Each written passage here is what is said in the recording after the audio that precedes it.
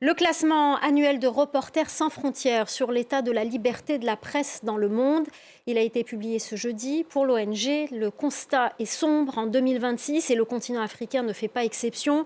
Coup de projecteur ce soir sur la Tunisie. Le pays perd 8 places et occupe la 137e place sur 180 pays. Une dégradation dans un contexte où plusieurs journalistes sont poursuivis et emprisonnés. Aujourd'hui même, notre confrère Zaid El-Henni a été traduit devant la justice. Son verdict est attendu le 7 mai prochain. Correspondance de Lilia Blaise et Hamdi Tli. Ce nouveau recul de la Tunisie dans le classement international de Reporters sans frontières s'explique surtout par les poursuites judiciaires accrues contre les journalistes ces derniers mois. Pas plus tard que ce matin, c'était le journaliste Zied El-Henni qui était traduit devant la justice pour atteinte à autrui après avoir été arrêté vendredi 24 avril. Effectivement, la situation de Zied ou la poursuite de Zied en justice confirme cette aggravation et cette dégradation continue de la situation de la liberté de la presse. S'ajoute à cela les cas d'autocensure. En comparaison avec le reste de la région, la Tunisie ne se diffère pas malheureusement, malgré le potentiel possible et malgré la résistance des médias alternatifs, des médias indépendants et des journalistes. L'ONG Reporters sans frontières et le syndicat des journalistes tunisiens dénoncent aussi l'usage de textes jugés trop répressifs pour poursuivre les journalistes juridiquement, notamment le décret-loi 54 qui a été promulgué en 2022 et qui est censé lutter contre la désinformation sur les réseaux sociaux et sur Internet, qui a été, selon les rapports de plusieurs ONG, utilisé surtout pour museler la liberté d'expression en Tunisie. Alors les procès, eux, se poursuivent le 12 mai prochain. Il y aura l'audience en appel du journaliste Mourad Zridi, qui est emprisonné depuis maintenant presque 2 ans.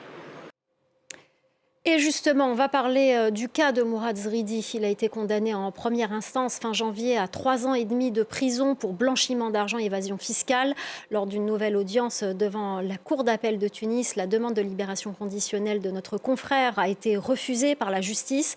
Son procès est reporté au 12 mai. Ce soir, sa fille Yasmine Zridi est avec nous sur ce plateau. Bonsoir, merci beaucoup d'être venu nous parler du cas de votre père. Tout d'abord, comment va-t-il? Avez-vous des nouvelles? Il va un peu moins bien chaque jour, je dirais. Bien sûr, chaque jour passé en détention est un jour de plus de souffrance, de déchirement. Un jour de plus passé loin de nous, loin de sa famille. On a des nouvelles de manière assez rare. Bien sûr, il n'y a pas de téléphone, donc on n'a aucun moyen de l'appeler ou de le contacter. On est très limité à une seule visite par semaine qui dure seulement 15 minutes au parloir à travers la vitre. Et c'est les seuls échanges qu'on arrive à avoir avec lui de manière régulière. Et comment va-t-il aujourd'hui? Il s'accroche, il essaye de garder l'espoir, de se dire que malgré cet acharnement dont il est victime, malgré tous les coups durs qu'il subit, il a l'espoir que ça prendra fin bientôt, mais ça commence à devenir très difficile quand depuis 2 ans on se bat pour sa liberté, pour prouver à son propre gouvernement qu'on n'est pas coupable de ce dont on l'accuse. Il essaye de garder le moral, mais c'est difficile. Alors justement, il n'est pas condamné pour un délit de presse, il est condamné pour, je le disais tout à l'heure, blanchiment d'argent, évasion fiscale. Et ses avocats affirment qu'il s'agit d'un prétexte, que la vraie raison de son incarcération, c'est parce qu'il est journaliste. Absolument, absolument. Il a été tout d'abord condamné en 2024, en mai 2024, sur la base du délit 54. Et quand, à 1 mois de la date où il devait être libéré, ce mandat de dépôt est de nouveau est utilisé pour le garder en détention et pour ensuite le condamner. Pour nous, c'est clairement un acharnement judiciaire qui vise justement à le décrédibiliser et à utiliser ces soi-disant infractions fiscales ou blanchiment d'argent qui, bien sûr, ne reposent sur aucune preuve pour prolonger sa détention. Alors justement, vous me le disiez tout à l'heure hors antenne, cette accusation de blanchiment d'argent et d'évasion fiscale, ça le fait tomber sous le coup de délits terroristes.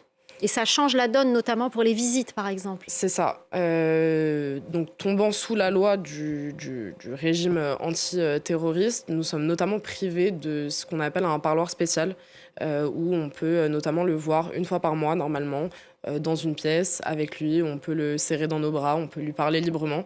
Aujourd'hui, on est privé de ça. Nous, ça fait depuis octobre 2024. On n'a pas serré notre père dans nos bras, donc je parle pour moi et ma sœur.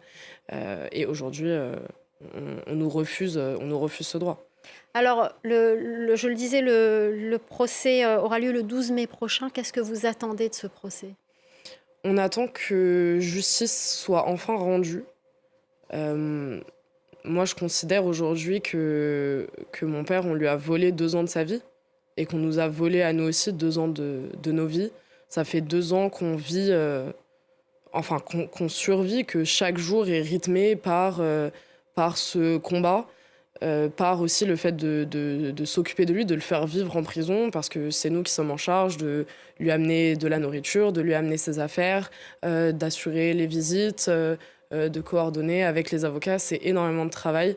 Moi et ma famille, on travaille beaucoup pour ça. Et je pense qu'il est temps, qu'il a assez souffert. Si le but était de transmettre un message, je pense que le message est passé. Aujourd'hui, mon père n'est plus tout jeune non plus. Il va bientôt fêter ses 54 ans. On lui a déjà justement volé 2 ans de sa vie auprès de ses filles, auprès de sa famille. Je pense qu'il est temps que liberté soit rendue, surtout après avoir prouvé que ces accusations ne reposaient sur absolument aucune preuve. Alors, j'ai aussi cette question à vous poser. Si le verdict confirme la condamnation, est-ce que vous avez d'autres recours ? Malheureusement, l'appel reste notre dernier recours. Aujourd'hui, pour nous, c'est notre dernier espoir, c'est notre dernière porte de sortie. Une fois que cet appel sera passé, j'ose espérer que le résultat en sera positif. Mais s'il venait à ne pas l'être, à partir de là, les voies de recours seront beaucoup, beaucoup plus compliquées. On n'arrêtera pas de se battre, évidemment. Tant que mon père n'aura pas recouvré sa liberté, on fera tout ce qui est en notre pouvoir pour que ce soit le cas. Mais vraiment, on mise tout sur ce 12 mai. Merci beaucoup Yasmine Zridi. Je rappelle que votre père est journaliste franco-tunisien, qu'on le voyait sur Canal+, commenter les matchs de football, et j'en parlais il y a quelques temps avec notre correspondant à Dakar, Elie Mandao, qui me disait que petit, Mourad Zridi, journaliste sportif à Canal+, le faisait rêver en commentant les matchs du championnat italien. Voilà un petit message aussi pour dire que c'est un journaliste aussi qui a fait rêver, qui est aujourd'hui en prison, et on attend évidemment sa libération. Rappelons également que notre confrère Christophe Glaise est en prison en Algérie. On espère aussi sa libération prochaine. Merci beaucoup Yasmine Zridi.